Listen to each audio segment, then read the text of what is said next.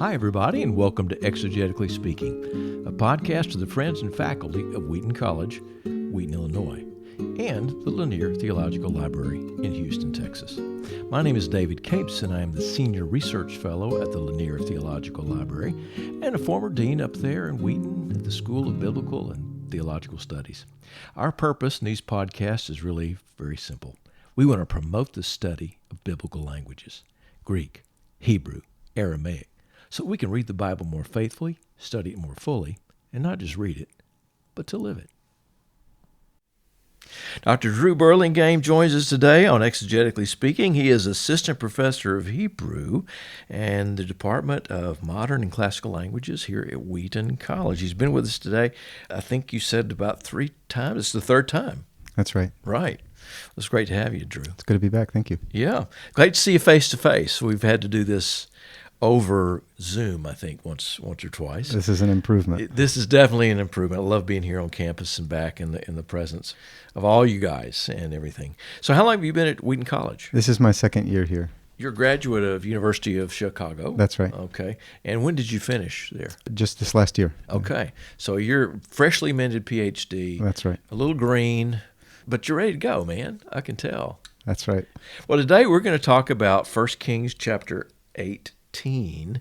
And, I'm learning so much just sitting down talking to people about these texts. Give us a little background as we move into this. What's going on in this? It's familiar. People will be familiar with it. But what's going on here? Yeah, 1 Kings 18 is a familiar text. This is the story in which we read about Elijah engaging the prophets of Baal in a competition at Mount Carmel to determine whether Baal or Yahweh is the God that deserves Israel's allegiance. It's a text most people have read in English, but it's also a text we have our intermediate Hebrew students read each year in Hebrew.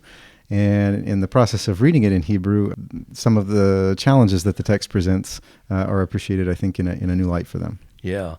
So here, the word of the Lord comes to Elijah, and he says, "Go show yourself to Ahab. I will send rain upon the earth now," he says.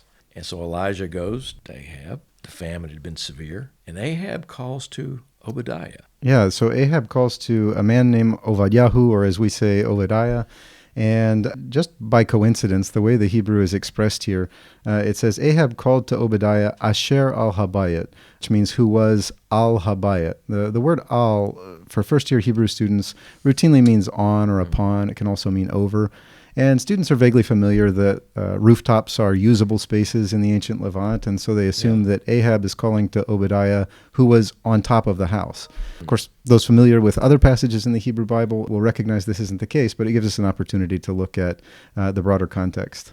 So how's the best way to translate that, if you were to look at that? I mean, is it being on top of the roof? The preposition here denotes not a spatial relationship, but rather a hierarchical relationship. Obadiah is the one who is over the house. And this phrase is actually a technical expression that described a specific administrative or bureaucratic role within the kingdom. It's a term that was used both in Israel in the north and in Judah in the south. We find it elsewhere in the Hebrew Bible, but also in contemporary epigraphic evidence. And, I was thinking as you were talking that we have in English, and every language has this, these terms that are just so common to, and the phrase came to me, sergeant at arms.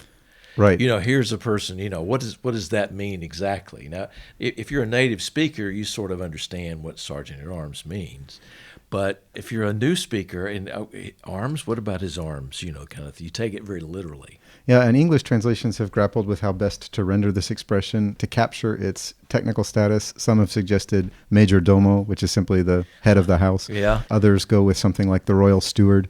And others stick with something more literal, who was over the house, but put it in scare quotes in order to indicate that this is a technical expression. Yeah, but literally just means over the house. That's right. Just like sergeant at arms has a particular meaning, but we all sort of opt into that. So is this Obadiah the same as Obadiah as the prophet? No, this is quite a bit earlier. So this is a distinct individual. So distinct individual. So Obadiah was apparently a name common enough. Could be borne by multiple individuals. Yeah, often the case with the names that we encounter in the Hebrew Bible, that these were common enough and were carried by many people. Yeah. So what happens next here in the text is kind of interesting as well, I think. Yeah, Obadiah plays a role, according to his own narration, in preserving the lives of a number of the prophets of Yahweh during a purge that was initiated, according to Obadiah in our narrative, by Jezebel.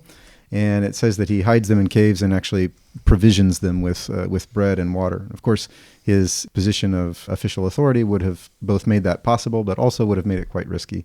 So in terms of the literary structure of the narrative, understanding his official role helps us to appreciate why he had such authority, right? Right. In a way. Now, what about Isaiah 22? How does that factor into this? Yeah, so this is something that's become a topic of some interest for people who are looking at the Hebrew Bible within the context of other epigraphic evidence.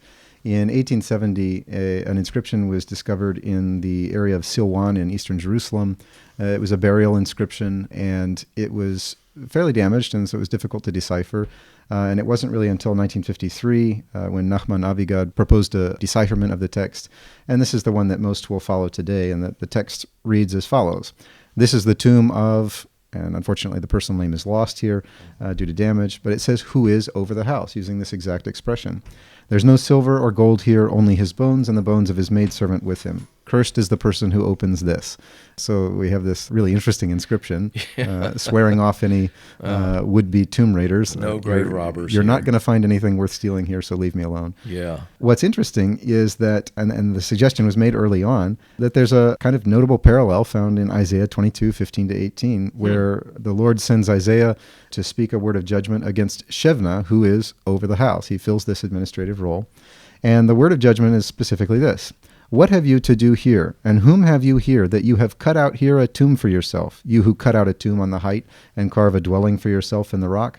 Behold, the Lord will hurl you away violently, O you strong man. He will seize firm hold on you and whirl you around and throw you like a ball into a wide land.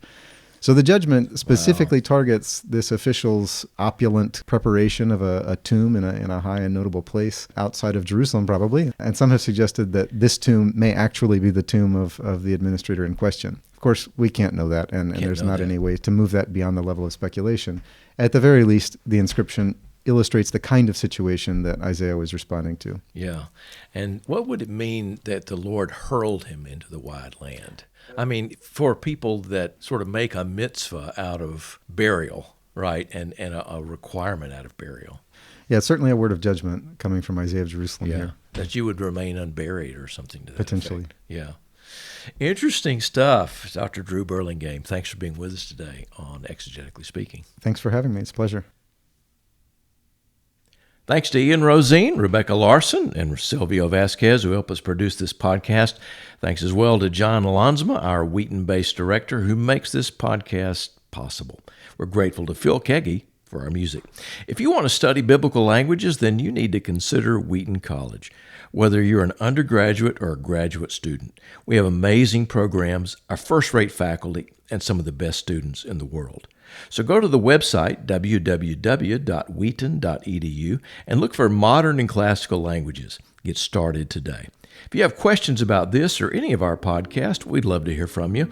If you have suggestions or questions about any passage in the Hebrew Bible or Greek New Testament, send us an email and we'll see if we can get one of our experts to weigh in on that for you. Our email is exegetically.speaking@wheaton.edu. That's exegetically.speaking@wheaton.edu. Thanks for listening.